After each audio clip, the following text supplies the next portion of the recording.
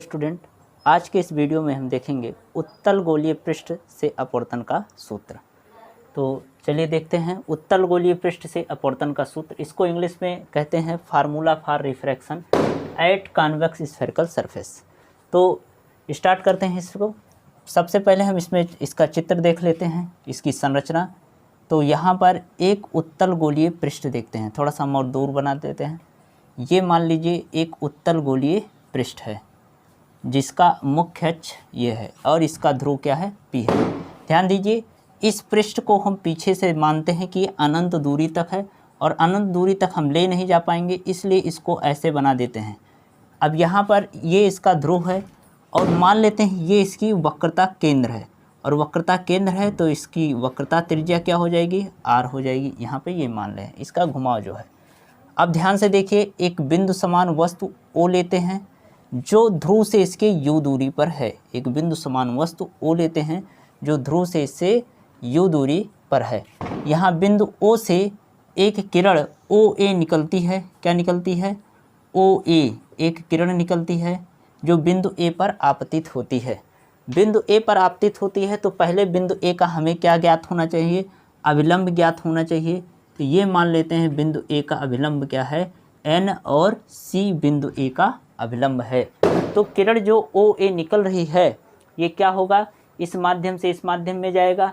ये जो माध्यम है इसका निरपेक्ष अपवर्तनांक N1 माना गया है, और इस माध्यम का जिसका ये बना हुआ है उत्तल गोलीय पृष्ठ, इसका निरपेक्ष अपवर्तनांक N2 माना गया है। ये क्या है, ये विरल माध्यम है, इसको विरल माध्यम माना गया है। और ये क्या है, ये हमारा सघन माध्यम है, इसको सघन माध्यम माना गया है। अब ध्यान से देखिए, जो किरण यहाँ से बिंदु O पर अब बिंदु A पर आपतित हुई है, ये किरण सीधे जाना चाहिए लेकिन सीधे नहीं जाएगा। क्यों, क्योंकि यहाँ पे माध्यम चेंज हो रहा है इसका, ये विरल माध्यम से सघन माध्यम में जा रहा है। तो जब कोई किरण विरल माध्यम से सघन माध्यम में जाता है तो अभिलंब की ओर क्या होता है, झुकता है। ये अभिलंब की ओर झुक गया। अब ध्यान से देखिए, ये आगे ये किरण और बिंदु O से ये जाने वाली OP किरण, ये दोनों आगे कहीं मिलने का चांस नहीं है, इसलिए इसको हम पीछे बढ़ाते हैं। तो इसको पीछे बढ़ाया जाएगा तो कहाँ पर मिल रही हैं, ये देखा गया बिंदु I पर मिल रही है। ये बिंदु I क्या है, बिंदु O का क्या है, ये इमेज है यानी प्रतिबिंब है जो ध्रुव से V दूरी पर है। किस दूरी पर है, ध्रुव से V दूरी पर है। अब ये जो हमने चित्र बनाया है, इस चित्र के रचना जो हमने बोला है वही चीज़ लिखना भी है। तो हम क्या लिख रहे हैं, चलिए लिखते हैं। इस उत्तल गोलीय पृष्ठ का नाम ZPZ' मान लेते हैं। तो माना उत्तल गोलीय पृष्ठ, उत्तल गोलीय पृष्ठ जिसका नाम क्या है, ZPZ', ZPZ', जिसकी वक्रता त्रिज्या, जिसकी वक्रता त्रिज्या कैपिटल R है। ठीक, जिसका ध्रुव क्या है, P है, जिसका ध्रुव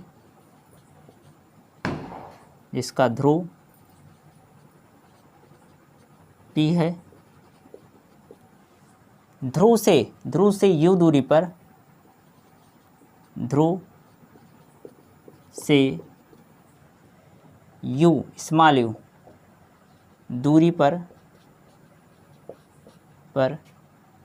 बिंदु समान वस्तु O स्थित है,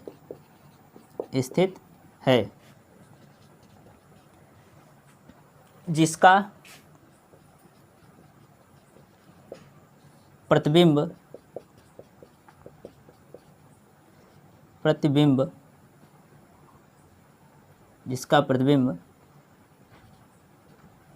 V दूरी पर,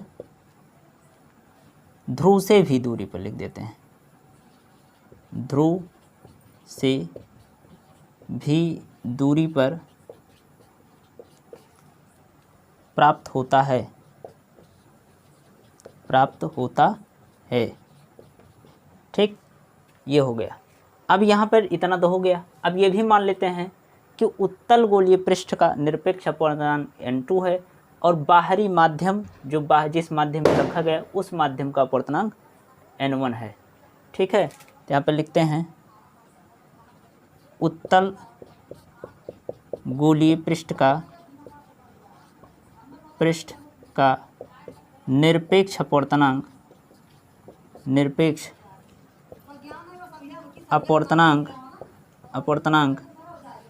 n2 तथा बाहरी माध्यम का जो जिस माध्यम में रखा गया है तथा बाहरी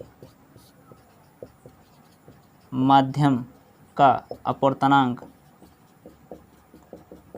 क्या है, n1 है, n1 है। ये हो गया। अब इसके बाद क्या करेंगे, यहाँ पे देखो बिंदु A से एक अभिलंब खींच लेंगे। बिंदु A से एक अभिलंब या जिसको हम लंब बोलते हैं किस पर डालेंगे, OP पर लंब डालेंगे, या हम OP बोल सकते हैं या OC बोल सकते हैं या मुख्य अक्ष भी बोल सकते हैं। तो लिखते हैं बिंदु A से मुख्य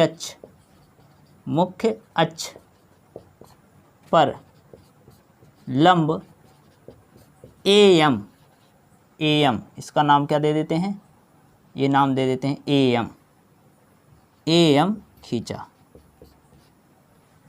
खींचा।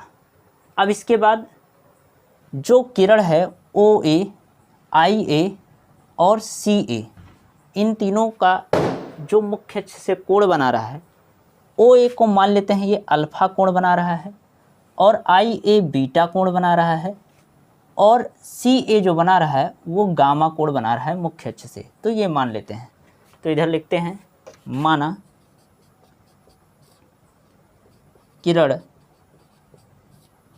OA, IA, CA मुख्य अक्ष पर क्रमशः अल्फा, बीटा और गामा कोण अंतरित करता है।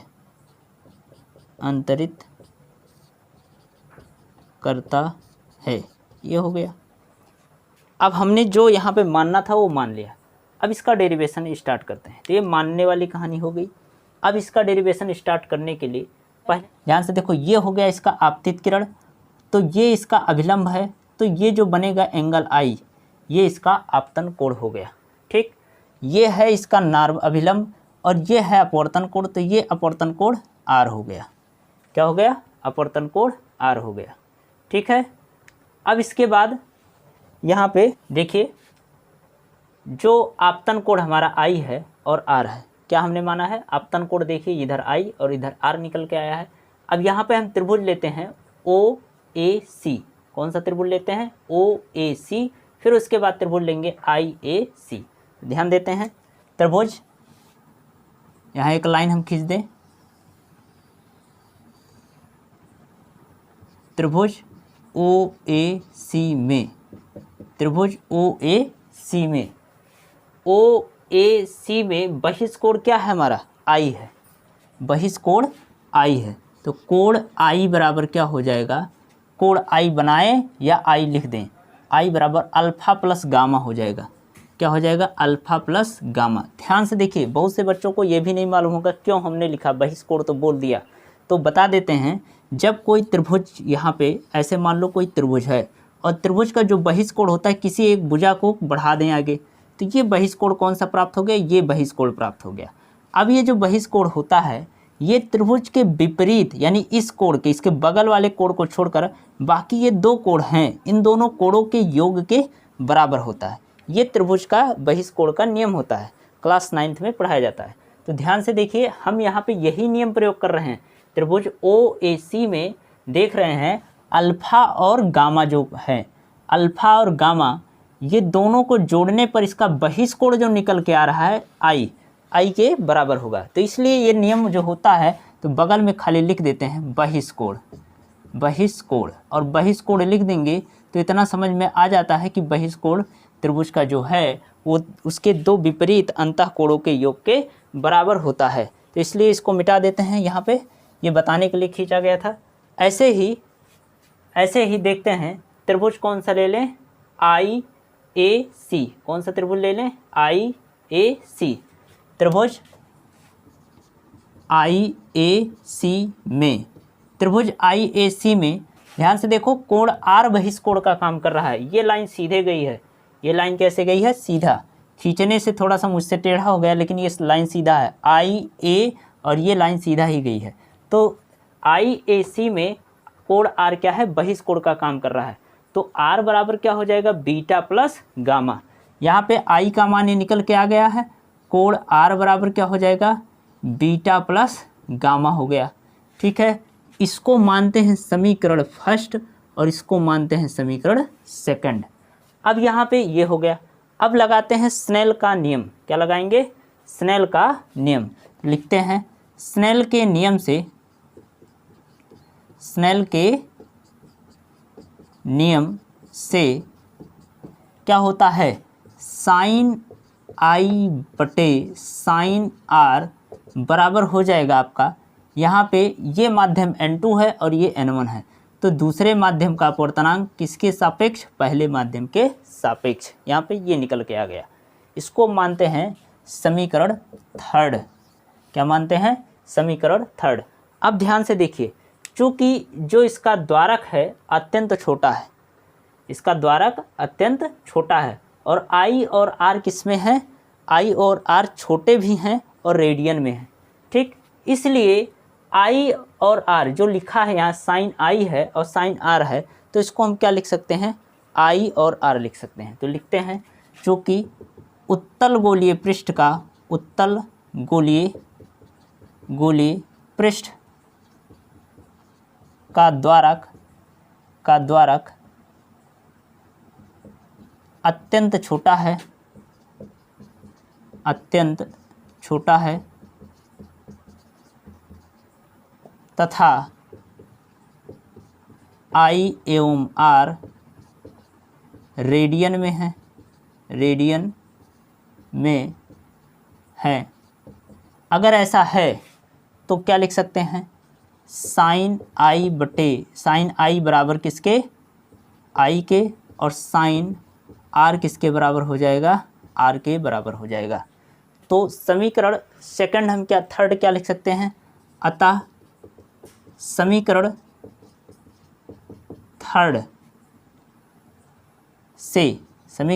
थर्ड से क्या हमें प्राप्त होगा, साइन आई के स्थान पे आई लिख सकते हैं, यानी आई बटे आर बराबर किसके, n2 बटे n1 के। फिर उसके बाद लिखते हैं समीकरण फर्स्ट और सेकंड से आई और आर का मान रखने पर। यहाँ पे देखते हैं समीकरण फर्स्ट तथा सेकंड से आई एवं आर का मान रखने पर तो ध्यान से देखिए आई का मान क्या निकल के आया है, अल्फ़ा प्लस गामा, और आर का मान क्या है, यहाँ पे देख लो, बीटा प्लस गामा, और ये किसके बराबर हो जाएगा, n2 बटे n1 के। तिरछा गुणा कर दो इसका इसके साथ, इसका इसके साथ, तो n1 ब्रैकेट में क्या हो जाएगा, अल्फ़ा प्लस गामा, और n2 ब्रैकेट में क्या हो जाएगा, बीटा प्लस गामा। ध्यान से देखिए, जो अल्फ़ा और बीटा और गामा है ये दोनों क्या हैं, अत्यंत छोटे हैं। क्या है, अत्यंत छोटे हैं। और जब ये अल्फ़ा बीटा गामा जो तीनों हैं ये अत्यंत छोटे हैं, तो अल्फ़ा के स्थान पे tan अल्फ़ा, बीटा के स्थान पे tan बीटा, और गामा के स्थान पे tan गामा हम यूज करते हैं। ठीक है, तो लिख देते हैं यहाँ पे, चूँकि अल्फ़ा बीटा और गामा अत्यंत छोटे हैं, और अगर छोटे हैं और किस में है, रेडियन में हैं, तो क्या लिख सकते हैं, अल्फ़ा बराबर tan अल्फ़ा, बीटा बराबर किस में, tan बीटा, और गामा बराबर tan गामा ले सकते हैं। ठीक है, tan गामा लिखेंगे। तो जो हमारा समीकरण है इसको क्या मान ले, समीकरण फोर्थ है। तो समीकरण फोर्थ में हम क्या लिख सकते हैं, tan alpha tan beta tan gamma कहाँ पे, अल्फा के स्थान पे tan अल्फा लिख सकते हैं। अतः समीकरण फोर्थ से हमें क्या प्राप्त होगा, N1 ब्रैकेट में अल्फा के स्थान पे tan अल्फा और गामा के स्थान पे क्या ले लेंगे, tan गामा। फिर उसके बाद N2 ब्रैकेट में क्या हो जाएगा, बीटा के स्थान पे tan बीटा प्लस गामा के स्थान पे tan गामा हो जाएगा। अब यहाँ पे क्या करेंगे, tan अल्फा tan बीटा और tan गामा का मान ला के रखते हैं। ये जो लिखा गया है इसको हम मिटा देते हैं।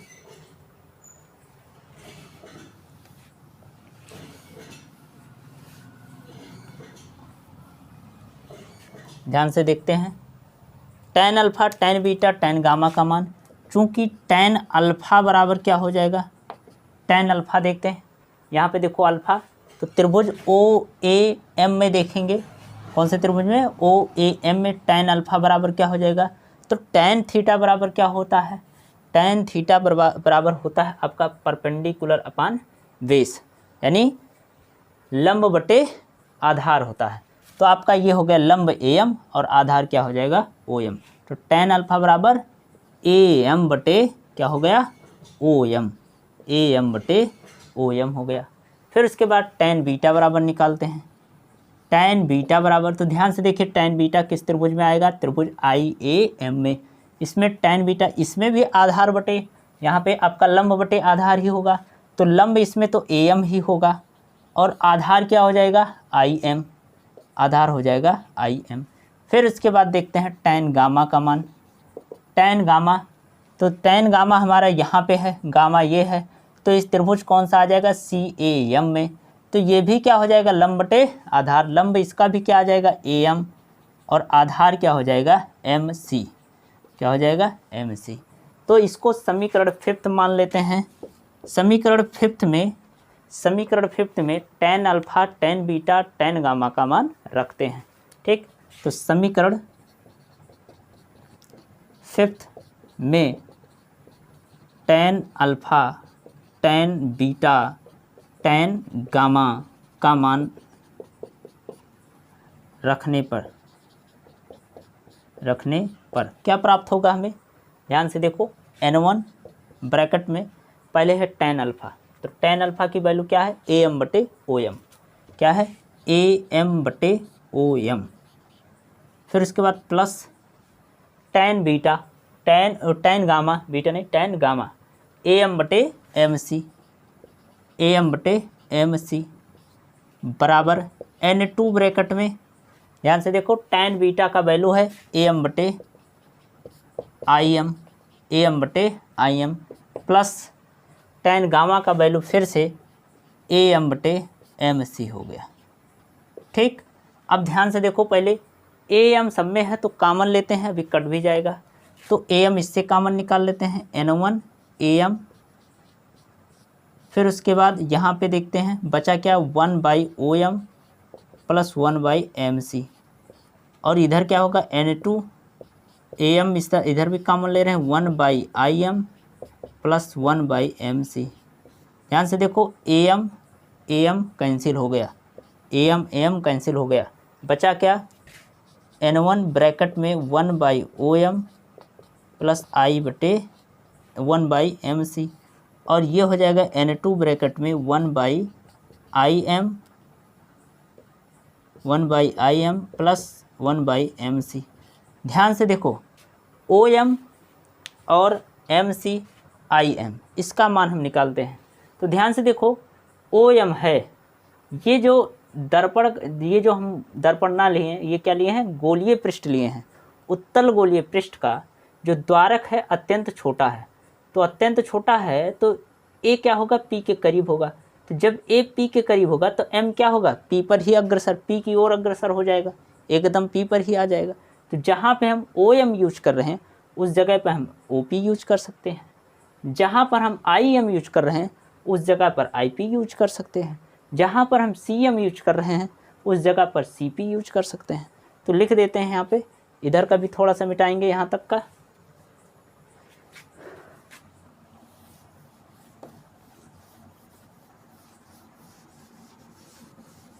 तो इस बात को लिखते हैं हम पहले, चूंकि उत्तल गोलीय पृष्ठ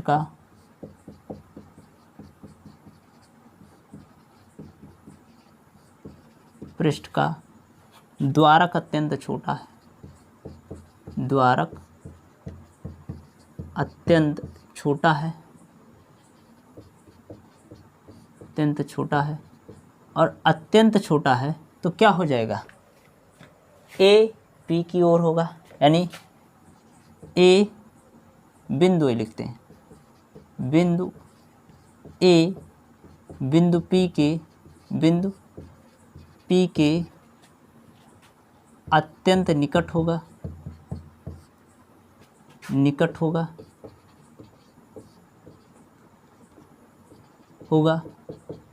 अगर ए पी के अत्यंत निकट होगा तो एम क्या करेगा, पी पर ही लाई करेगा, यानी एम जो है एम टेंड्स टू पी हो जाएगा। इसको हम एम पी की ओर अग्रसर बोल सकते हैं। तो एम पी की ओर बहुत अग्रसर हो गया, यानी जीरो के, यानी इनके बीच का डिस्टेंस माना गया 0 है, ठीक है। तो ये एम पी की ओर अग्रसर हो गया, तो हम लिख सकते हैं ओ एम बराबर, तो ओ एम बराबर क्या लिख सकते हैं, ओ पी, और उसके बाद एम सी बराबर क्या लिख सकते हैं, एम सी बराबर एम पी, फिर उसके बाद लिख सकते हैं आई एम बराबर आई पी, ये यूज कर सकते हैं। तो इसको यूज करेंगे तो हमारा समीकरण कौन सा था, यहाँ पे 5th माने थे तो इसको 6 मानते हैं, तो समीकरण 6 से क्या लिख सकते हैं, अतः समीकरण 6 से हमें क्या प्राप्त होगा, N1 ब्रैकेट में 1/OP plus 1/MP equal to N2 bracket में 1/IP प्लस 1/MC के स्थान पे क्या लिख सकते हैं, MP। ठीक, अब इस पे क्या करेंगे, N1 N2 को अंदर ले जाते हैं, फिर उसके बाद OP MP IP का मान चिन्ह परिपाटी के साथ उठा के रख देंगे। तो पहले N1 N2 को अंदर ले जाएंगे, तो अंदर ले जाएंगे तो ये हो जाएगा N1/OP प्लस N1/MP, और ये हो जाएगा N2/IP प्लस N2/MP। ध्यान से देखो MP MP सेम है, तो इसको एक साइड कर लेते हैं, इधर कर लेते हैं, ठीक है, और इसको इधर ले आते हैं, तो ये हो जाएगा, इधर लाएंगे तो माइनस में हो जाएगा N1/OP माइनस N2/IP, और इधर जाएगा तो ये हो जाएगा N2/MP माइनस ये हो जाएगा आपका N1/MP। ध्यान से देखो MP कॉमन है, इसको बाहर ले लेते हैं, ठीक, इसको भी मिटा देते हैं।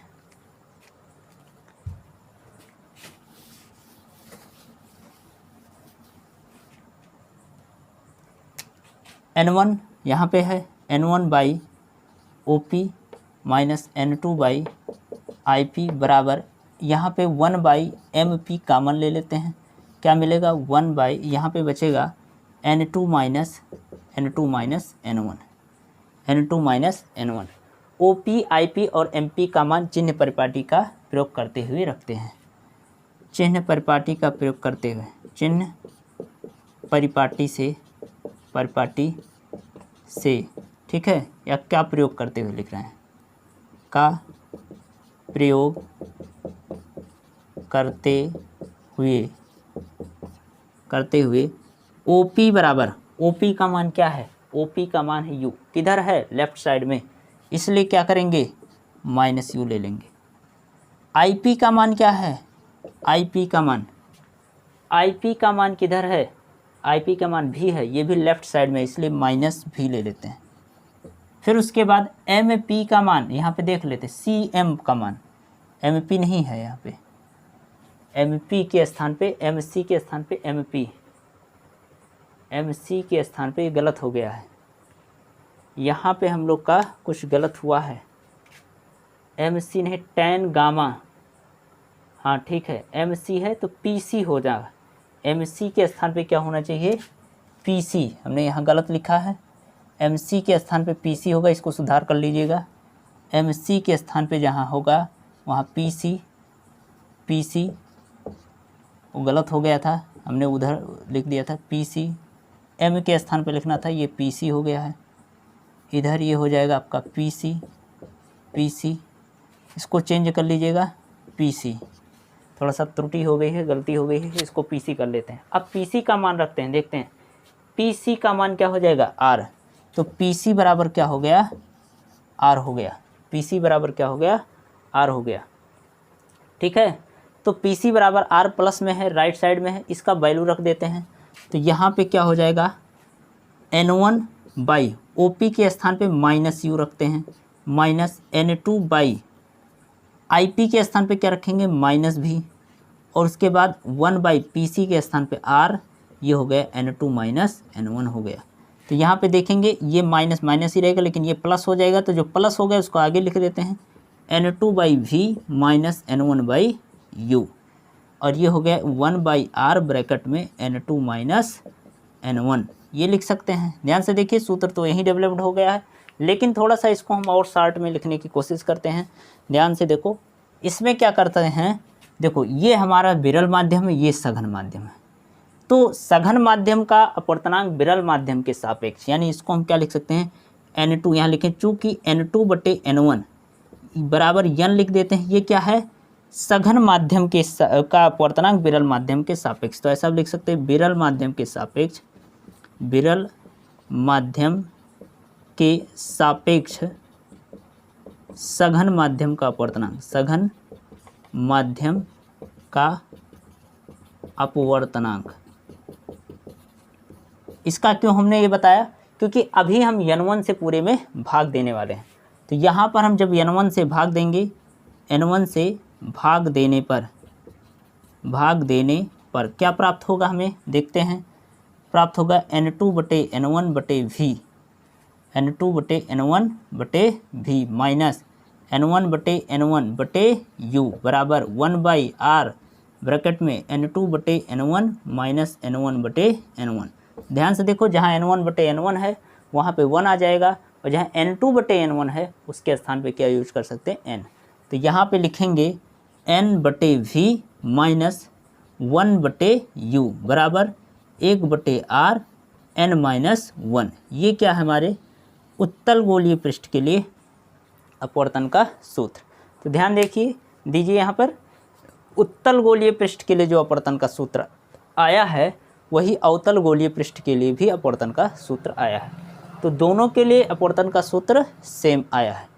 तो इस तरीके से हमारा दो टॉपिक जो था, अवतल गोलीय पृष्ठ के लिए अपवर्तन का सूत्र और उत्तल गोलीय पृष्ठ के लिए अपवर्तन का सूत्र, ये दोनों सेम तरीके से थे। किसी एक को तैयार कर लेना है तो दूसरा अपने आप तैयार हो जाएगा, उसमें दूसरे वाले में मेहनत नहीं करनी पड़ेगी।